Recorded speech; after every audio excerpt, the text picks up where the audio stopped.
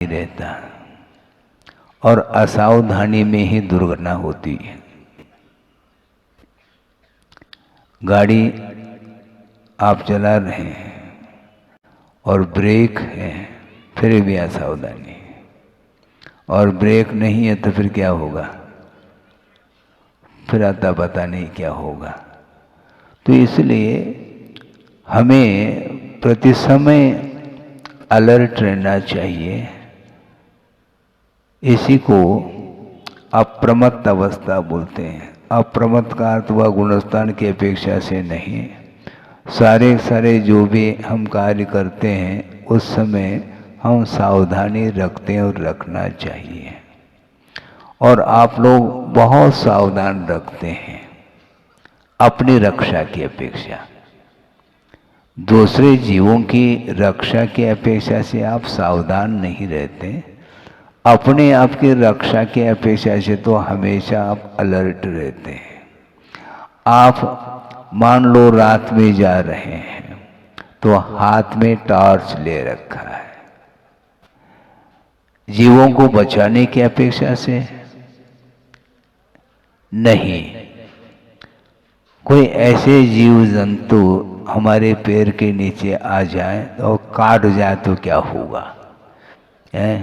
बिच्छू है, सर्प है आदि जो जहरीले जो जीव हैं, उनसे बचने की अपेक्षा से आप प्रकाश का प्रयोग करते हैं, जबकि श्रमण लोग भी प्रकाश में चलते हैं किंतु सनलाइट में चलते हैं। ध्यान रखो, वो मूनलाइट में नहीं चल सकते हैं, न ट्यूबलाइट में। वो बिल्कुल सूर्य उदय होने के पश्चात वो चलते हैं, गमन करते हैं। ईर्या समिति के अनुरूप उनकी प्रवृत्ति चलती है। और आप बैठते हैं तो रुमाल के द्वारा जमीन को साफ करते हैं ताकि कपड़े गंदे ना हों। तो सारी क्रियाएं आप कर रहे हैं, लेकिन उद्देश्य भिन्न है। और श्रमण लोग भी उठते हैं बैठते हैं, किंतु संयमोपकरण का उपयोग करके जीवों की विराधना अपने निमित्त से, अपनी चेष्टा से न हो, इसको ध्यान में रखते हैं। इसलिए श्रमण लोग प्रवृत्ति करते समय भी वह स्वाध्याय ही कर रहे हैं। ये नहीं समझना चाहिए कि ग्रंथ खोल करके जब पढ़ रहे हैं उस समय स्वाध्याय कर रहे हैं, वो तो है ही, किंतु उनकी जितने भी प्रवृत्ति बोलने की अपेक्षा, चलने की अपेक्षा से और अपने उपकरणों को रखना, उठाना आदि जो कुछ भी क्रियाएं होती हैं शरीराश्रित, उनको संपन्न करने के पीछे हमेशा सावधानी रखते हैं, जिसके माध्यम से अहिंसा व्रत का पालन होता है। तो अहिंसा व्रत की रक्षा करने के लिए हमेशा सावधान वो रहते हैं, किंतु गृहस्थ के जीवन में ये नहीं होता, बाकी क्रियाएं हो रही हैं। आप भोजन भी कर रहे हैं तो मेडिकल टेस्ट ऐसा न हो कि हमारे आरोग्य के लिए कोई घातक वस्तु सेवन करने में न आए, ये ध्यान रखते हैं। किंतु आरोग्य की ओर दृष्टि रखना ही मात्र धर्म नहीं है, आरोग्य की रक्षा की ओर भी ध्यान रखना चाहिए, अलग विषय है। क्योंकि धर्म की उपासना के लिए यह सर्वप्रथम शरीर ही एक कारण होता है। शरीर माध्यम खलु धर्म साधनम कहा। वस्तुतः धर्म के लिए कोई साधनभूत वस्तु है तो वह ये शरीर है। इसलिए धर्म के अनुपालन करने के लिए शरीर की ओर ध्यान जाना ये ठीक है, क्योंकि उद्देश्य गलत नहीं है। किंतु संसारी प्राणी सारे कार्य करता है, सावधानी के साथ भी कर सकता है, किंतु वह हमसे पृथकभूत जितने भी जीव हैं उनकी रक्षा को ध्यान में रखते हुए नहीं करता है। इसी का नाम स्वार्थ परायणता है। अपनी भी रक्षा करो, जीवो, किंतु जीने दो। इसको क्यों भूल रहे हो? आप तो जी रहे हैं, ठीक है, रात दिन जी रहे हैं आप, है? जब तक जीवन है तब तक जिएंगे। किंतु जो जीना चाहता है किंतु उसके लिए अनुकूल वातावरण नहीं है आर्थिक दृष्टि से और अन्य वस्तुओं के अभाव के कारण वह अपना जीवन यापन निश्चिंत होकर के नहीं कर पा रहा है, तो उसकी ओर भी दृष्टि रखने की आवश्यकता है। बिल्कुल ठीक है। जिस प्रकार आप अपने परिवार के पालन पोषण करने के लिए कर्तव्य का अनुपालन करते हैं, दायित्व का वहन करते हैं, उसी प्रकार अड़ोस पड़ोस के जितने भी लोग हैं उनमें उनके जीवन में क्या परिस्थिति आ रही उस ओर ध्यान देना चाहिए और अपनी योग्यता के अनुरूप परोपकार करने का भाव रखना चाहिए। उसके माध्यम से पुण्य का संचय होता है। पुण्य का संचय होता है तो वह फल भी मिलेगा, वैभव भी मिलेगा, भोग्य सामग्री जिसको संपदा बोलते हैं वो मिलेगी संपदा, किंतु उस संपदा का उपयोग नहीं करना। क्योंकि वो संपदा का उपभोग करते हैं तो राग के साथ उपभोग करने वाले उपयोग में वह वस्तु आती है, उसके कारण पुनः बंध प्रारंभ होता है। कर्म बंध जो होता है वह वस्तु को देखने मात्र से बंद नहीं होता है, किंतु उसके प्रति जो राग भाव है वही बंध के लिए कारण है। महाराज हम कैसे बचें संसार से? तो संसार से आप उबे हैं क्या? नहीं, डूब गए महाराज, लेकिन अब क्या, छोड़ नहीं सकते हैं, कोई बाधा नहीं। लेकिन संसार से बचना चाहो तो राग को कम करना आपको पड़ेगा। राग जब तक कम नहीं होगा अनुपात से, तब तक वह भयानक स्थिति रहती है संसारी प्राणी की। तो एक कल की बात मैं रखना चाहता हूँ। एक बात रह गई थी। एक व्यक्ति ने कहा कि महाराज हमें ऐसा आशीर्वाद दे दो हमें स्वर्ग ना मिले। हमने सोचा कि ये पहला ग्राहक है ये, जो स्वर्ग को भी नहीं चाह रहा है। तो हमने पूछा क्यों, आप स्वर्ग क्यों नहीं चाहते? महाराज वहां पर जाएंगे तो भटक जाएंगे वहां पर। बिल्कुल ठीक है। आगम में ये लिखा है कि एक देव के पीछे मिनिमम 32 देवांगनाएं मिलती हैं। हाँ, और वहां जाए मिनिमम 32 है और मैक्सिमम तो करोड़ों की संख्या में है। तो और इसके उपरांत विक्रिया के माध्यम से संख्या और बढ़ती चली जाती है। तो वहां पर जाकर के उस विलासता में महाराज हम भटक जाएंगे तो हम कहाँ जाएंगे? पुनः हमें मनुष्य पर्याय मिलेगी क्या? नहीं मिलेगी, क्योंकि राग पूर्वक उसका उपभोग होगा तो मेरा पतन निश्चित है। इसलिए हम भगवान से प्रार्थना करते हैं और आपके सामने भी भावना रखते हैं कि महाराज हमारे लिए ऐसा आशीर्वाद दे दो हम स्वर्ग का पिंड छूट जाए। किंतु आचार्य कहते हैं ये ध्यान रखो, जो संयम को अंगीकार करता है उसको एकांत रूप से पुण्य का ही संचय होता है, और पुण्य का संचय होता है तो फल तो मिलेगा।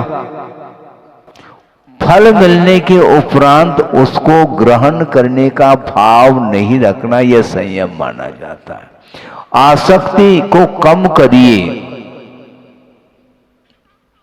हाँ, पुण्य का संचय हो रहा है क्योंकि धर्म की उपासना करने से संयम आदि के माध्यम से वह साथ से पुण्य का संचय करता है, और जहाँ पर भी वह पैदा हो जाता है वहाँ पर उसके लिए पूरी तरह से फुल फैसिलिटी मिलेगी उसको। इसके उपरांत भी उससे आकर्षित नहीं होना, यह संयम माना जाता है। फल तो मिलेगा, इसलिए आचार्यों ने ये कहा है कि मोक्ष मार्ग में पुण्य बाधक नहीं। क्या कहा? मोक्ष मार्ग में पुण्य बाधक नहीं, किंतु पुण्य का जो फल है वह बाधक है। हाँ महाराज, इसका क्या फल मिलेगा? तुम्हारी दृष्टि तो फल की ओर है, आराधना की ओर थोड़ी तो तुम्हारी दृष्टि है। पंच परमेष्टि की आराधना करो, जाप अनुष्ठान आदि करो, और उसके पीछे पुनः आपका लक्ष्य जो है वही है, इसके माध्यम से मुझे क्या मिलेगा, क्या मिलेगा? अरे मुझे कुछ नहीं चाहिए, संसार से ऊपर उठा दे, ये भावना रखो। लेकिन जब संसारी प्राणी परेशान हो जाता है तो भगवान से प्रार्थना करता है कि भगवान जल्दी से उठा लो, क्योंकि असह्य वेदना हो रही है, मानसिक पीड़ा हो रही है, शारीरिक पीड़ा हो रही है, और अन्य पीड़ाएं, उसको वह सहन नहीं कर पा रहा, इसलिए मरने की इच्छा रखता है। और अनुकूलता मिल गई, दूसरे की उम्र भी मुझे मिल जाए, ये भावना रखता है। भगवान उम्र बहुत कम मिली है, और दीर्घ आयु यदि मुझे मिल जाती तो अच्छे ढंग से मैं भोग लेता। तो यही तो समस्या है कि ये राग के बिना विषयों का उपभोग संभव नहीं है। यदि श्रमण है तो वह उन विषयों का उपभोग करता हुआ भी वह बंध से बच जाता है, क्योंकि वह उपभोग किस लिए कर रहा है यह महत्वपूर्ण है।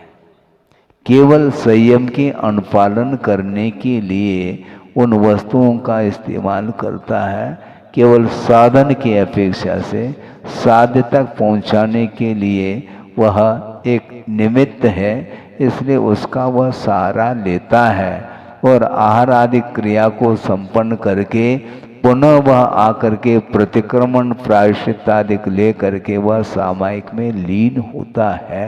यह साधु की प्रवृत्ति है, किंतु गृहस्थ की भूमिका में और की भूख बनी रहती है। तो उनका ये कहना था कि महाराज हमें स्वर्ग नहीं चाहिए। तो आचार्य कहते हैं तो पुण्य के फल से डरो, पुण्य करना छोड़ना नहीं, क्योंकि पुण्य जल है। आप सुन रहे हैं?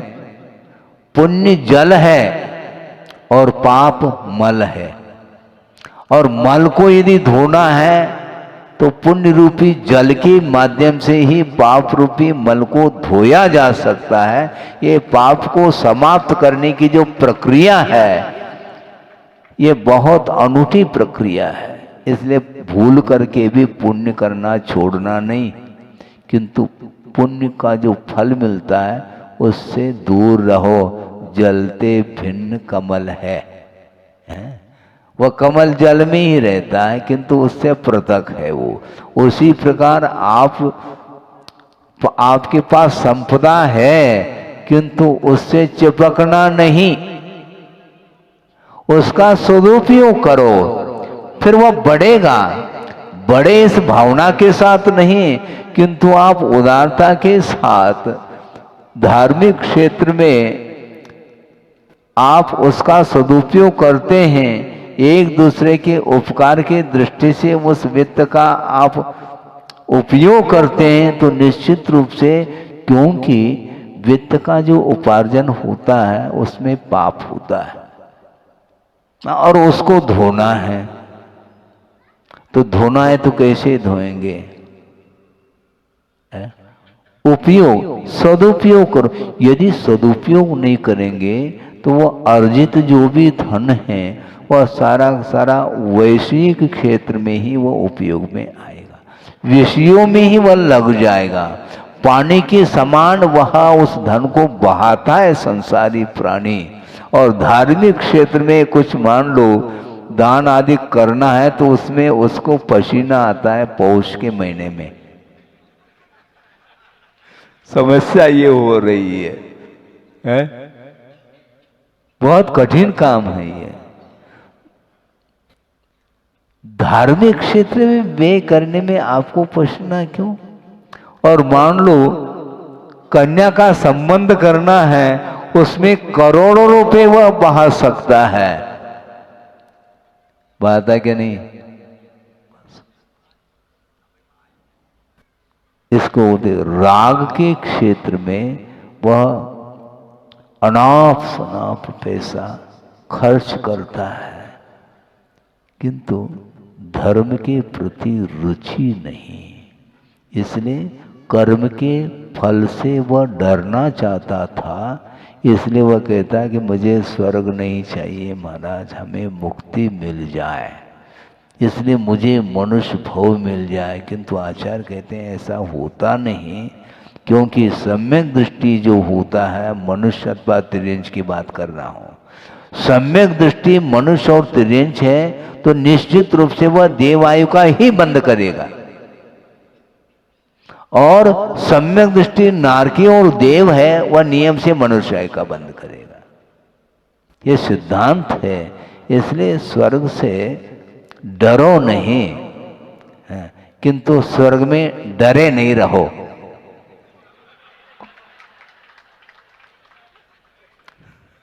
स्वर्ग से डरना नहीं, किंतु उसमें डले रहोगे तो फिर देख लेना फिर, क्योंकि ये बड़ी विचित्र परिणति है संसारी प्राणी की, कि वह पहले अथवा दूसरे स्वर्ग से वह मर करके एक इंद्रिय पर्याय को भी प्राप्त कर सकता है, करता है।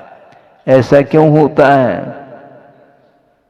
आसक्ति के साथ वह भोग कर रहा है, इसलिए वह एक ही इंद्रिय का बंद करता है। कहाँ तो देव पर्याय है, वहां पर शारीरिक कोई भी रतिवर भी दुख नहीं, किंतु वह जो विलासता है वह एक दिन छूटेगा, वह विलासता छूटेगी। और मिथ्या दृष्टि जो होता है, ये अवसान होने के पहले 6 महीने पहले जब माला मुरझाती है तो वह आर ध्यान में डूबा हुआ रहता है। अरे ये सागरों आयु तक हमने इसको उसको भोगा है, अब ये छूट रहा है और कहाँ पर जाऊंगा? अवधि ज्ञान के द्वारा मान लो वह अगली पर्याय सामने देखने को मिल रही है। अरे वहाँ पर जाना है मुझे, अति संक्लेश भाव ये होता चला जाता है। तो बस एक इंद्रिय पर्याय को प्राप्त करता है। तो स्वर्ग के द्वारा एक इंद्रिय पर्याय हमें मिल रही है ऐसा नहीं, किंतु वो परिणाम हमारे निकृष्ट हो गए, संक्लेशित परिणाम हो गए, उसका परिणाम ये है। इसलिए स्वर्ग से डरो नहीं, किंतु स्वर्ग में डरे नहीं रहो, सावधान रहो, जल्दी से छूट जाए। और कब हमें मनुष्य पर्याय प्राप्त हो और कब मैं रत्नत्रय को प्राप्त करूं, इस सुराख में रहता है, वो सम्यक दृष्टि माना जाता है। नर काया को सुरपति तर से सो दुर्लभ प्राणी। और यहाँ पर नर क्या सोच रहा है? सुर काया को नरपति तर से। ये ठीक नहीं। सागरूपम आयु तक वह उस पंचेंद्रिय के विषयों का उपभोग करता हुआ भी वह तृप्ति का अनुभव नहीं कर सकता। इसी को बोलते हैं विषयजन्य जो सुख है वह कभी भी तृप्तिजनक नहीं हो सकता। इसलिए पुण्य से नहीं डरो, पुण्य का जो फल है उसको नहीं। जैसे श्रमण लोग आपके यहाँ आ जाते हैं, पड़गान करके ले जाते हैं। जब थाली दिखाते हैं, ये उठाओ, ये उठाओ, ये उठाओ, उसको दुख होता है दाता को, महाराज आप सभी उठा रहे हैं। तो हमने दूसरे दिन सोचा भैया उसको दुख नहीं होना चाहिए, रखे रहने। हमने उठाया नहीं, उठाया नहीं लेकिन लिया नहीं। तो उसने कहा महाराज आपने उठाया नहीं था, हमने रखा कब था? थाली में तुमने तो रखा है, हमने ना रखा है ना उठाया है। हाँ, संयम के अनुकूल हमें जितना आवश्यक है उतना लेकर के हम आ जाते हैं, आपके अनुरूप नहीं चलेंगे हम अपने अनुरूप चलते हैं। यहाँ तक कि गुरुदेव ने एक बहुत अच्छी बात ये कही थी कि वस्तुतः आप लोग जो दाता हैं औपचारिक है, वस्तुतः दाता तो श्रमण है। ये कैसी बात महाराज? श्रमण जो है वह शरीर के लिए दे रहा है, देने वाले हम हैं, तो शरीर के लिए हम दे रहे हैं, तो आगम के अनुरूप हम देते हैं, इसलिए हम दाता है। ऐसा नहीं कि आपके अनुरूप हम जो है ना करके आ जाएं, संभव नहीं। जबकि दाता के पास एक गुण है, अलौल्य गुण होता है। जो कुछ भी बनाया है उसके प्रति उसकी स्वयं की कोई लालसा नहीं। ले महाराज, आप तो लेते ही नहीं है, ले पूरा पूरा देने के लिए तैयार है, लेकिन पात्र पूरा पूरा ले ले, संभव नहीं। हमारे पास भी अलौल्य गुण है, हम उतना ही लेंगे, हिसाब से लेंगे, बेहिसाब नहीं। तुम बेहिसाब दे सकते हैं, देओ, कोई बाधा नहीं। क्योंकि वस्तुतः दोनों में पुण्य का संचय होना चाहिए। पात्र के लिए भी पुण्य का संचय होता है, तो वह उसके प्रति यदि आसक्ति नहीं रखता है आहार के प्रति, तो वह पुण्य का संचय कर रहा है। और दाता यदि उस सामग्री के प्रति आसक्ति नहीं रखता है और उदारता के साथ वह दे रहा है, तो पुण्य का संचय करता है। तो आप तो प्रॉफिट में हो और हम घाटे में लग रह जाए, ऐसा संभव नहीं। बिल्कुल समानांतर से चलो, यानी पात्र के लिए भी पुण्य का संचय होना चाहिए, तो दाता के लिए भी। दाता भी दे करके पाप कर्म का क्षय कर लेता है, पाप कर्म की निर्जना कर लेता है, और श्रवण नहीं ले करके पाप कर्म की निर्जना करता है। इस प्रकार ये विधि है, इस विधि से चलना चाहिए। इसलिए उनका ये कहना था कि महाराज हम बहुत हो गया है, हाँ, कब से मैं आ रहा हूँ, कहाँ जाना है मुझे, इस प्रकार उसके मन में बार बार भाव आ रहा है। इसलिए विषय मुझे रुच नहीं रहे हैं, ऐसे मुझे पर्याय मिले, हाँ, मैं गरीब कुल में पैदा हो जाऊं, हाँ, ताकि हमारा दिमाग ठिकाने पर रहे। क्योंकि जितनी विलासता मिलती जाएगी तो वह उसमें डूबता चला जाता है, भगवान को भी भूल जाता है। कल परसों भी हमने बात कही, जब संकट में पड़ जाता है, विपत्ति आकर के घिर जाती है, तो वो समय वह भगवान को याद करता है। किंतु जब पूरी तरह से अनुकूलता है तो उसमें वह डूब जाता है, भगवान को याद नहीं करता। इसलिए अपने ही परिणाम उत्थान के लिए भी कारण है, तो अपने ही जो परिणाम है पतन के लिए भी कारण है। इस प्रकार उसकी बात को सुन करके हमें लगा कि वास्तव में वो बहुत निकट भव्य जैसा लग रहा है, कि वह विषय को नहीं चाह रहा है। कि इसको बोलते हैं कितनी बार प्राप्त किया, इसके उपरांत भी अभी भी उससे आकर्षण उसका छूट नहीं रहा है, छूटना चाहिए। जिस प्रकार आप पूजन करने के लिए बैठे मान लो, तो उसमें फिर भी आकुलता हो सकती है। बीच में घंटी बज सकती है मोबाइल की, है? हाँ? बजती है। आहार देते समय भी बज सकती है। हाँ बिल्कुल, किसी भी निमित्त से अपने बच्चों को सौंप करके वो बाहर चला जाता है ही वो। ऐसा होना नहीं चाहिए।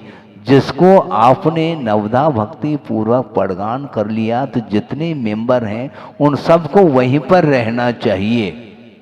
वो एक दिन में 50 महाराजों को देना चाहता है, ये सब आकुलता है,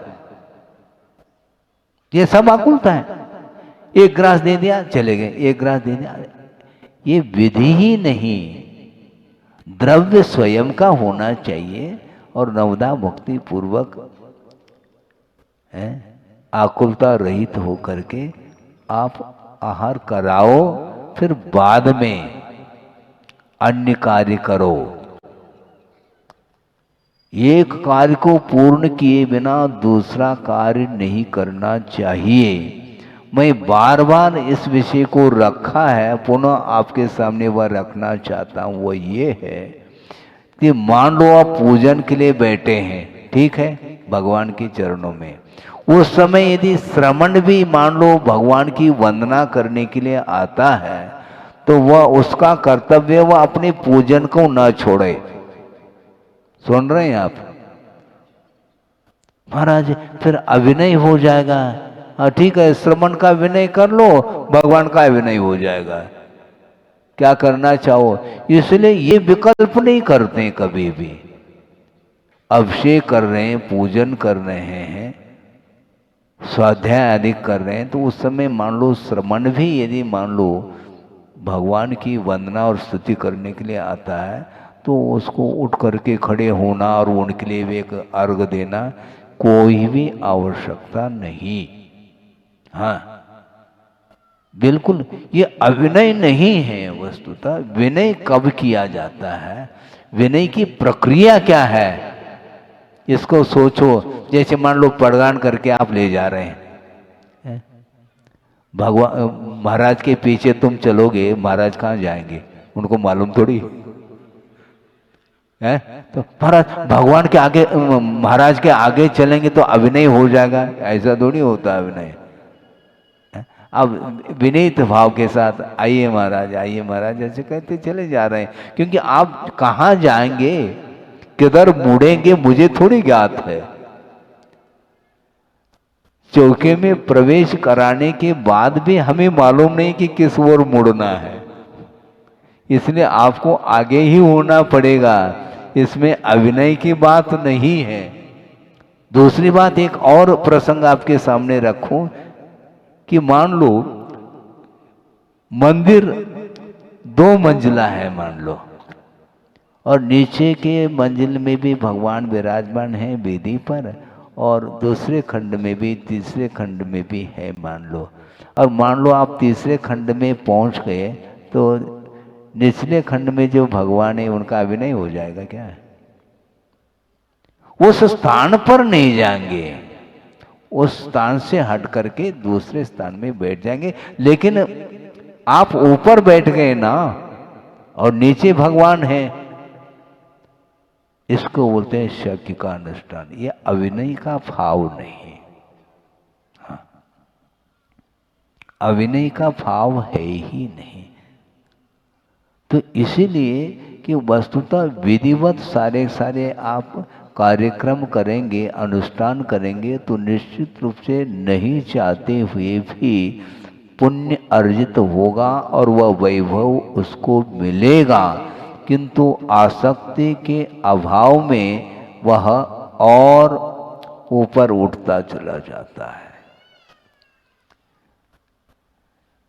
चक्रवर्ती के पास जो संपदा है, तो महाराज वो सीधा उसको नीचे जाना चाहिए। नीचे मतलब समझ गए ना? वो उसको अधोगति का पात्र बनना चाहिए उसको, ऐसा नहीं होता। तो महाराज कहा है ना, क्या कहा है तत्वार सूत्र में? महाराज आप पढ़ते नहीं, ऐसा लगता है। क्या लिखा है? बहुआरंभ परिग्रहत्वम नारकस्य आयुष। बहुत आरंभ और बहुत परिग्रह संचय करने वाला वह नरकाय का बंद करता है। तो चक्रवर्ती के पास जो संपदा है वह संपदा किसी के पास नहीं है, इसलिए उसको नरक ही जाना चाहिए, ऐसा नहीं, क्योंकि उसने कमाया नहीं है। ध्यान रखो, पूर्व भव में जो उसने रत्नत्रय की आराधना की है, धर्म की उपासना की है, निरपेक्ष भाव के साथ परिचय उपसर्ग आ जाए तो भी वह अपने रत्नत्रय को नहीं छोड़ता, और मोक्ष की प्राप्ति के लिए, कर्म निर्जरा के लिए, कर्म क्षय के लिए उसने धर्म की आराधना की है, फलस्वरूप यह पद मिला है। ऐसा थोड़ी मुझे मिल जाए तो मिल जाए, ऐसा नहीं होता है। इसलिए उसको ये वैभव मिला है। और यहाँ तक कि आचार्य कहते हैं जो 7 से पुण्य है वो उपभोग करने के उपरांत भी पुण्य क्षीण नहीं होता। रत्नत्रय की उपासना करने से उसको वहां इंद्र पद मिला और सागरोपम आयु तक उसका उपभोग किया है, और इसके उपरांत भी उसका पुण्य क्षीण नहीं हुआ। यहां आकर के चक्रवर्ती अथवा तीर्थंकर पद प्राप्त हो रहा है। हमें भी मिल जाए, ये मांग करने वाले को कुछ नहीं मिलना है। ये मांगने की जो आदत है इसको छोड़ो। मांगते क्यों? मांगने वाला भिखारी माना जाता है। ये जो मांग रहा उसको भिखारी, और इनडायरेक्ट मांग है। कोई डायरेक्ट मांग रहा है मुझे कुछ मिल जाए, दीनहीन होकर के, और आपकी मांग अलग होती है। आप दिमाग का उपयोग करते हैं, उसके पास वो है नहीं, तो मांगो क्यों? मांगने से गुरुदेव का ये कहना था कि विश्वास में कमी आती है। धर्म के ऊपर विश्वास रखो, नहीं चाहते हुए भी वह संपदा मिलेगी। इसलिए चाहो नहीं और सम्यक दृष्टि नहीं चाहता, नहीं चाहना चाहिए। बात बात पर वह आदत। एक प्रसंग सुनाई दूं आपके लिए। 5 मिनट बचा है केवल 10 बजने में। आज सही, कल जो है ना 20 मिनट का अंतर आया था, हमने आज भूल नहीं करेंगे हम। हाँ, इसलिए 5 मिनट में वह प्रसंग आपके सामने सुना रहा हूं कि मांगने की आदत छूटती नहीं। एक भिखारी है, सुनो, एक भिखारी है, वो द्वार द्वार जा रहा है और दीनहीन होकर के मांग रहा है। और मांगने के उपरांत हुआ क्या, एक दिन उसके लिए दे दिया। क्या दे दिया? उदारता के साथ दे दिया 100 रुपए। अब 100 रुपए दे दे तो अच्छी बात है। फिर वह मांगने के लिए जा रहा है, और आदत है उसकी, पुरुषार्थ अर्थ पुरुषार्थ करने की आदत है ही नहीं, मांग रहा है। तो किसी ने कहा कि भैया तुम मांग क्यों रहे हो? इतना तुम्हारे पास पैसा मिला है तो इसके माध्यम से तुम पुरुषार्थ करो ना। आदत नहीं है ना। तो उसने क्या कहा, एक व्यक्ति ने भिखारी को, तुम्हारे पास 100 रुपए का नोट है, ठीक है, तुम यदि मान लो इसमें लॉटरी टिकट खरीदते हो, और उसमें यदि मान लो तुम्हें लॉटरी में कार मिल जाए तो तुम क्या करोगे? कार में बैठ करके भीख मांगूंगा। आदत नहीं छूटती उसकी। उस कार के माध्यम से और भी अच्छे ढंग से कमाई का वह साधन वह बन सकती है कार, लेकिन नहीं है। इसको बोलते हैं प्रकृति, तासीर, मांगने की आदत। इसलिए आचार्य कहते हैं मांगो नहीं, मिलने के उपरांत में मुझे नहीं चाहिए, यह भाव रखना चाहिए। रखो, जहर का काम करेगा वो। इसलिए ये सुख नहीं बल्कि एक प्रकार से वेदना का प्रतिकार मात्र है। सुख नहीं, जो भूख लगी है, जो वेदना हो रही है, उसको दूर करने के लिए एकमात्र वह निमित्त है। उसके माध्यम से सुख मिलना ही नहीं। घंटे 2 घंटे के बाद पुनः खाली हो गया, पुनः खाओ, ये चलेगा ये। इसीलिए इसकी इच्छा नहीं होनी चाहिए। आत्मिक सुख को प्राप्त करने के लिए वस्तु का क्या स्वरूप है उस ओर ध्यान देंगे तो निश्चित रूप से पर वस्तु के प्रति जो विपरीत धारणाएं बनी हुई हैं वह दूर हो सकती हैं।